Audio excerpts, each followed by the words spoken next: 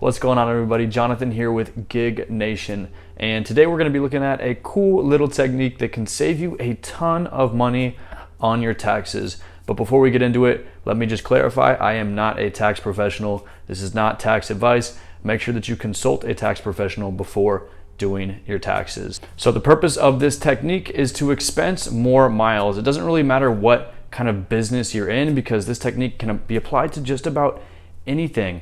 And expensing miles is one of the best ways to raise your expenses at the end of the year and lower your tax liability.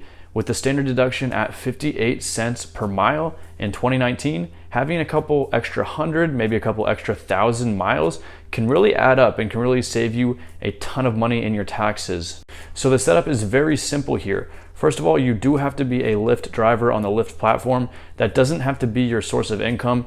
Like I said earlier, you can be an independent contractor as like a handyman. You can be doing web design, you can do marketing. Literally, it doesn't matter what you're doing, but you will need to sign up for Lyft in order to take advantage of this small little hack. So here's exactly how to apply this method step by step and start saving money on your taxes every single year. So as a business owner or as an independent contractor, you're allowed to write off miles between your office and a job or something work related. So if you have a home office, anytime you're leaving your home office to go do something work related, whether that's pick up a job, do anything, pick up supplies, you can write off that mileage. If you have an office somewhere downtown, then you have to wait till you get to that office, and then between that office and work related activities, you get to then write those off. But with this hack, you'll be able to start writing off miles that you're driving just about anywhere, doing just about anything. And it involves signing up as a driver on the Lyft platform. So for those of you in my audience that have driven for rideshare before, there's quite a few of you, you know that anytime you're in driver mode, you get to write off those miles using the standard deduction. But every time you're in driver mode normally, then you've got ride requests coming in. You got to pick up riders, you got to take them somewhere it might be out of the way. You can't really just go on driver mode when you're on the way to the grocery store, because you're not going to be able to focus on what you need to get done. But using this hack, you don't have to worry about any of that. You don't have to worry about weird rides taking you far out of the way, because you're going to be using the destination filter. And with a destination filter, you're only going to be matched with passengers that are going in the same direction as you. And so if you're heading to the grocery store, if you're heading to a friend's house who maybe lives like 20, 30 miles away, you flip driver mode on and all of a sudden you are expensing those miles. So it does happen time to time that you are going to pick up a passenger that's going in that same direction. In that case, you make a little bit of side money while you're driving. Hey, that's not a bad deal. But you actually don't have to pick up all of these rides, because as an independent contractor, you're not required to accept all gigs that come your way. And Lyft has tried very hard to classify their drivers as independent contractors, so you can be in driver mode and not accept rides if you don't want to. So technically, you could turn on driver mode when you're going shopping, when you're going to work out, when you're going to do anything, and start expensing those miles.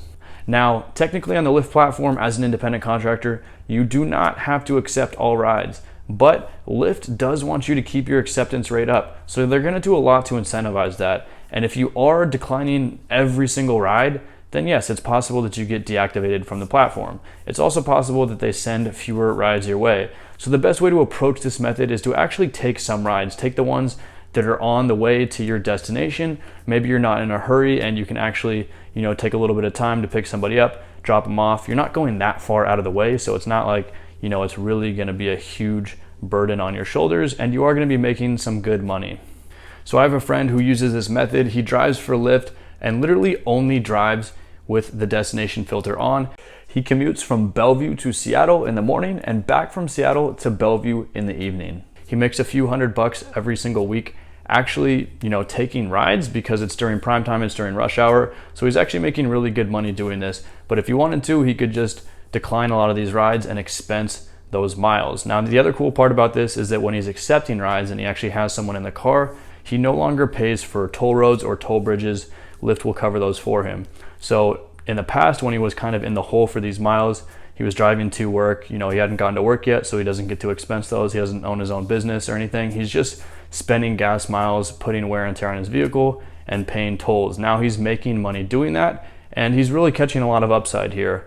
It's one of the best ways that I've seen the Lyft platform utilized, and so I really wanted to share that with you guys because there are a ton of examples of people taking advantage of the gig economy and these platforms and using them to really come out on top, either to increase their expenses, increase their earnings, in a way that's not really too burdensome to their current lifestyle. Using the destination filter is really a good example of this, because you're not taking rides out of the way. You're not taking rides when you normally wouldn't be. It doesn't have to interfere with your full-time job or with your lifestyle. It can be really convenient to what you're already doing. And if you want to maximize that by picking up rides during rush hour to and from work, that's a huge bonus. If you just want to use it to write off expenses, also a great deal. Like, you don't have to pick up all these rides. You can decline them.